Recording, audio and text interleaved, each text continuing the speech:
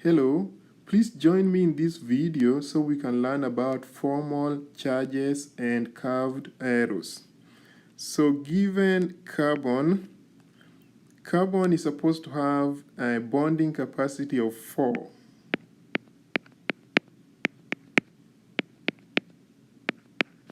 But given a carbon with only 3 atoms attached to it, it means it does not have the correct bonding capacity. Now when that happens, we need to assign a formal charge to that atom. So assuming we want to calculate the formal charge on this carbon, there are rules we need to follow. So we need to look at what is the valence and number of electrons. So carbon has 4 valence electrons, so we do that minus the actual number of electrons on the carbon. So a valence minus actual. So 4 minus, how do we get the actual? We count the electrons surrounding the carbon, the ones contributed by the carbon. So 1, 2, 3. So minus 3, we get plus 1, so we will say plus. When it is plus 1 or minus 1, we just say a plus or a minus. So keep in mind that when we use a line, it simply means we have the bonding pairs. So we only count the electrons contributed by the carbon. Second one, let us try to calculate the formal charge for the carbon on this compound.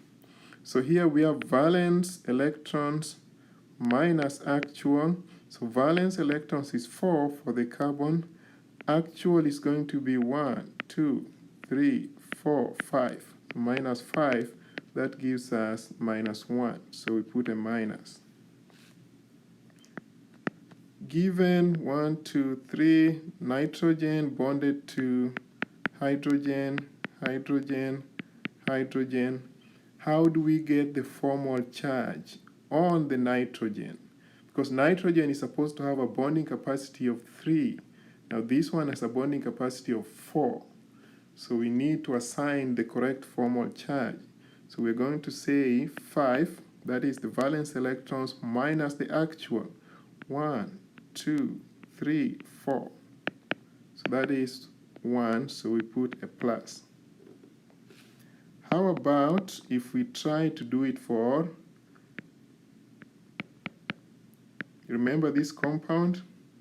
That is water, and now we have it protonated with 1 lone pair of electrons.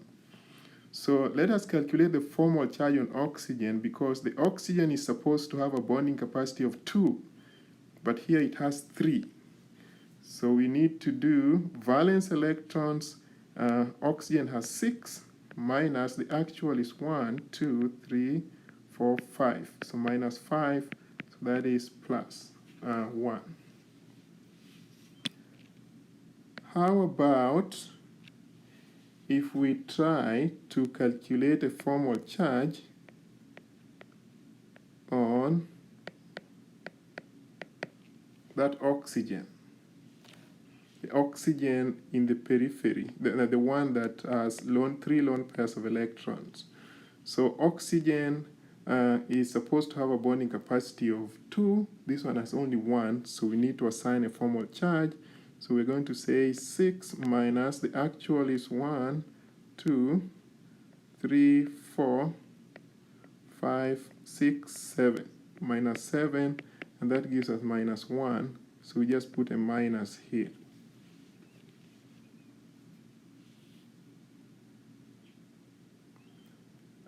Let's get one more.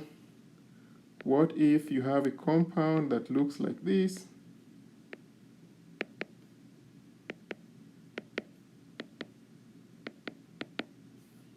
So then we're going to have minus here, and that is for a carbonate. So I hope now you can see how we are developing these trends. For curved arrows, we need an allylic position.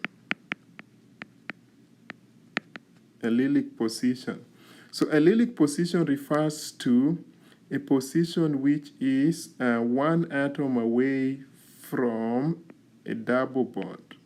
One atom away from a double bond. So that is, let's say this is carbon 1, carbon 2, and carbon 3.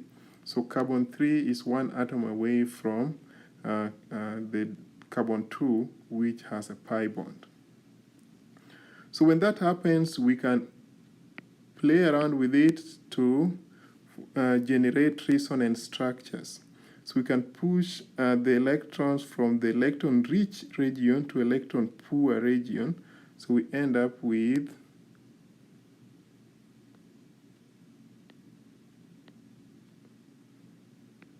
we have moved the electron from carbon 1 to carbon 3. So now carbon 1 is electron poor. So we call this a resonance structure, carbon 1, 2, 3. Another thing we could do is if you have an allylic position with, say, nitrogen NH2 with lone pairs of electrons, we can also be able to do the same.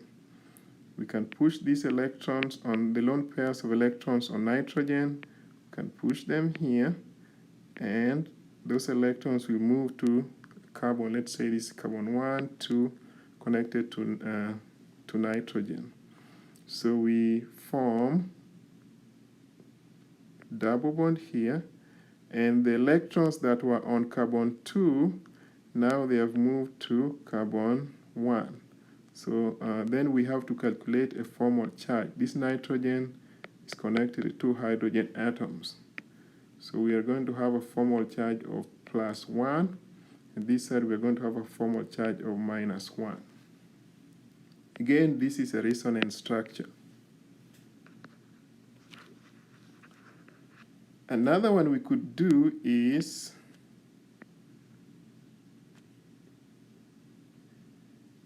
we could have an allylic position with a minus charge, which means it has lone pairs of electrons. And then we can be able to push those electrons. So we take these electrons there, and these ones will move to that position. So we end up with a double bond. And then now we have electrons on carbon 1. So 1, 2 with a minus charge. And that is also a resonance structure.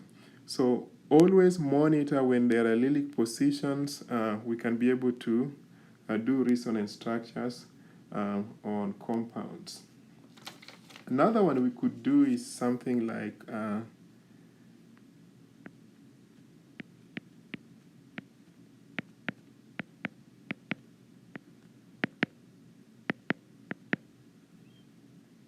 so in this case, we have a minus charge. So we can be able to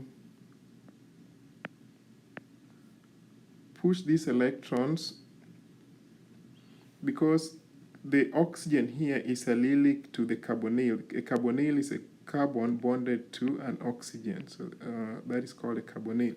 So we can push those electrons, and this one goes there. Now this oxygen also has 2 lone pairs. So now we're going to have double bond. Remember, we moved the 2 electrons, so now there's only 2 lone pairs as opposed to 3. So the formal charge is gone, and this oxygen now has 3 lone pairs with a formal charge of -1, and this oxygen is not affected in any way, so it remains like that. We could also try to get another different structure by pushing the electrons that are on the oxygen that is here. So we push them to that position, and this one goes here.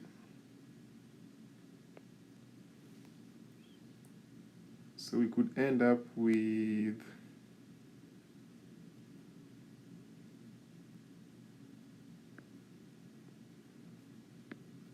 oxygen 1, 2, 3, 4, 5, 6. This is not affected in any way. 1, 2, 3, 4, 5, 6. Now it has one extra lone pair. And then there is a double bond on between the carbon and this other oxygen. And in this case now we have only 2 lone pairs. So we have generated 3 resonance structures based on the allelic position. Thank you for watching and have a good one.